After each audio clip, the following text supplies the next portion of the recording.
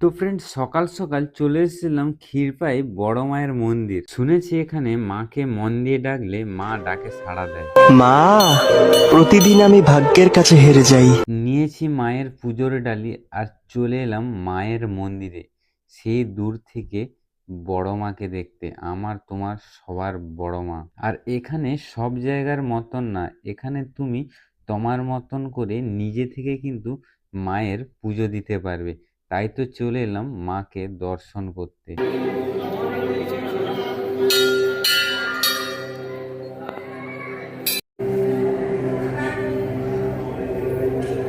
আর কত দূর দূরান্ত থেকে এ মায়ের মন্দিরে ভক্তরা পুজো দিতে এসে।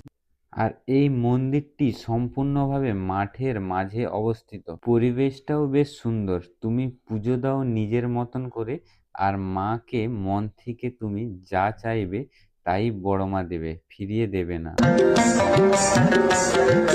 মায়ের কাছে পৌঁছে গেলে ভাবনা কি রে আর, দয়াময়ী মা আমাদের নেবেন সকল ভার গো।